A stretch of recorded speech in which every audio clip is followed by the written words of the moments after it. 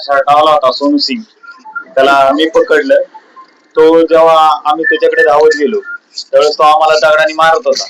तर आम्ही त्याला तसेच त्याच्या दगडाचा प्रत्युत्तर देत त्याला तसाच दाबला गाडीमध्ये आणि त्याच्यावर जॅकचा हल्ला करून त्याला तसा घायल करून त्याचं मुंडकं दाबून धरलं शेवटपर्यंत, त्याला सोडलंच नाही.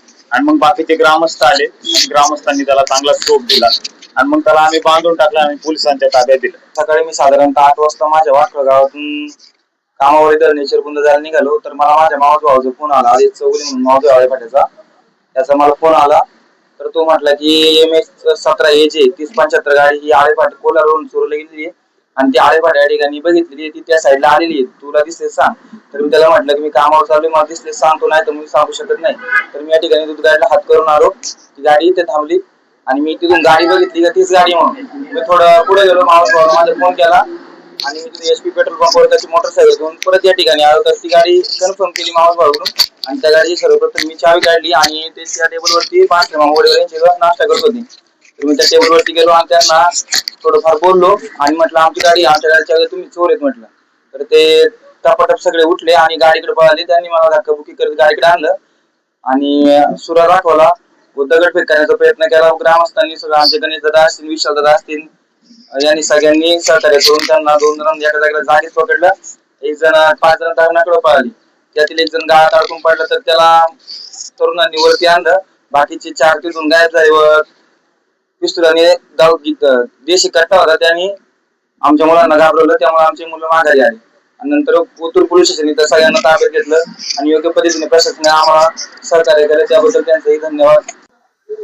माझी या निमित्तानं पोलीस डिपार्टमेंटला विनंती आहे, वरिष्ठ अधिकारी असतील, SP साहेब असतील, ज्यांनी खरंतर या घटनेची दखल घेतली, अशा अनेक वरिष्ठ अधिकारी आहेत.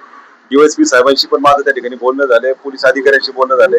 परंतु वरिष्ठ अधिकाऱ्यांना माझी विनंती असेल की आमच्या कोळवाडी गावातील असेल, आलमे गावातील असेल, ज्या तरुणांनी या गोष्टी सगळं सहकार्य केलं, एवढी मोठी टोळी पकडून दिली, असे काही जे होतकरू तरुण आहे यांना जर तुम्ही तुमच्या पोलीस डिपार्टमेंट मध्ये जर सहभागी करून घेतलं तर हा फार मोठा सन्मान असेल. मला असं वाटतं या गोष्टीचा गृहमंत्र्यांनी असेल, पोलीस डिपार्टमेंटने असेल, गृह खात्याने असेल, या गोष्टीचा विचार केला पाहिजे. आमचा विघ्नेश सारखा एक सहकारी आज त्यांनी जे धैर्य दाखवलं, आमचं दत्ता असेल, गणेश असेल, ही सगळीच मंडळी, आमचा बबलू असेल, या सगळ्या मंडळींनी जे धैर्य दाखवले, ही जी कामगिरी आहे, आम्हाला पोलीस डिपार्टमेंटच्या एका कर्मचाऱ्याने सांगितलं की पोलीस खात्यातल्या ज्या हयातीत खरं तर अशी कामगिरी बजावताना खरं तर ते म्हणजे आम्हाला पण अभिमान वाटला की असे खरं तर एवढे मोठे दरोडेखोर पकडले जाणं खरं तर शक्य नसतं. कारण ज्या ज्या दरोडेखोरांची नावं आता समोर येतात त्यांचे अनेक राज्यांमध्ये त्यांच्यावर अनेक गुन्हे, म्हणजे आता ते कदाचित सुटू पण शकत नाही अशी परिस्थिती आहे. कारण अनेक राज्यातले पोलीस त्या ठिकाणी दाखल झालेत. ठीक आहे, सगळ्या गोष्टी होतील, कायदेशीर बाबी होतील, परंतु माझ्या निमित्तानं मनापासूनची विनंती राहील सगळ्या लोकप्रतिनिधींनी याबाबत खरं तर आवाज उठवा, विनंती करावी गृह खात्याला की आमचे जे असे जे होतकरू तरुण आहे, ज्यांनी धैर्य दाखवलं आणि ज्यांची खरोखर समाजाला गरज आहे, ज्यांची खरोखर पोलीस खात्याला गरज आहे, अशा तरुणांना जर पोलीस खात्यात जर तुम्ही सेवेत जर घेतलं, त्यांना जर पोलीस खात्यात जर नोकरी दिली, याच्यासारखा दुसरा अभिमान कुठला नसेल. शिवजन्मभूमीकडून आमच्या सगळ्या मावळ्यांकडून हीच मनापासून अपेक्षा असेल. कोळवाडी, आलमे, जे ग्रामस्थ, जे तरुण यांना प्रथमतः संरक्षण द्या. पुढे भविष्यात यांना कुठला धोका नको. याच्या माध्यमातून DYSP साहेब, LCBचे आदरणीय शेलार साहेब असतील आणि ओतूर पोलीस स्टेशनचे सगळे कर्मचारी, जुन्नरचे दत्तात्रय गुंड साहेब असतील आणि ओतूर पोलीस स्टेशनचे गोराडे व सगळे टीम, सगळे सहकारी आदरणीय जाधव साहेब असतील, यांनी जे खरतरी जी कामगिरी दाखवली, या ग्रामस्थांना जे सहकार्य केलं, याबाबत खरतर मी सगळ्या डिपार्टमेंटचे पण त्या ठिकाणी धन्यवाद देतो. परंतु डिपार्टमेंटने असे जर होतकरू तरुणांना पोलीस खात्यात जर घेतलं तर नक्कीच या ठिकाणी आम्हाला निश्चितपणे अभिमान राहील. की पुनश्च एकदा शिवजन्मभूमीच्या वतीने आमच्या कोळवाडी ग्रामस्थांना, इथे आमच्या तरुण सहकाऱ्यांना, आलमे गावातील सगळ्या ग्रामस्थांना आणि तरुणांना मनापासून सलाम करतो. जय महाराष्ट्र. महत्वाचा मुद्दा सांगायचा राहून गेला की ह्या घटनेतून सगळ्यांनी बोध घेतला पाहिजे. कोळवाडी ग्रामस्थ जसे एकत्र आले आणि यांची कायमच एकजूट आहे, कोण कुठल्या राजकीय पक्षाचा, कोण कुठल्या विचाराचा, याच्यापेक्षा अशा प्रसंग आल्यावर सगळ्यांनी एकत्र यायचं असतं, हे फार महत्वाचं आहे. जुन्नर तालुक्यात अशा अनेक घटना होत असतात. असे कोण चोर आले, दरोडेखोर आले, जर आपण एकत्र आलो तर काय होऊ शकतं हे कोळवाडी गावाने दाखवून दिले, आलमे गावाने दाखवून दिले. कारण एवढे मोठे हत्यारं घेऊन हे सगळे चोर त्या ठिकाणी होते परंतु सगळ्या तरुणांनी धाडस दाखवलं आणि आपण पाहतोय की एवढे जे गुन्हेगार ज्यांना अनेक वर्ष पोलीस त्या ठिकाणी शोधतात आहे, अशा चोरांना खरं तर या गावाने पकडून दिले. माझं इतर तरुणांना पण या ठिकाणी ही विनंती असेल की आपण हा खरं तर बोध घेतला पाहिजे, यांच्याकडून शिकण्यासारखं आहे की अशा प्रसंगाला सगळ्यांनी एकत्र यावं. मी पुण्याच्या एकदा कोळवाडी ग्रामस्थांचे मनापासून धन्यवाद देतो. जय हिंद, जय महाराष्ट्र.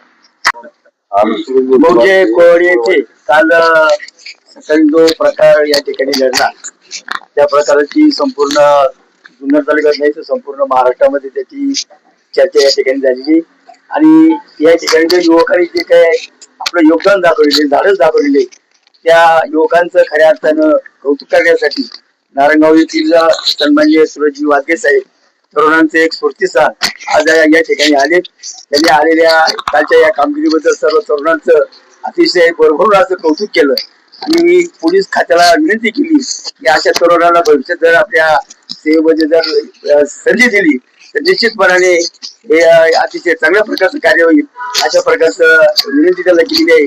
आणि आज ते या ठिकाणी आले. कोळवाडी ग्रामस्थांच्या वतीनं सर्व युवकांच्या वतीनं मी त्यांचं मनापासून अंतर्गतपासून स्वागत करतो. धन्यवाद.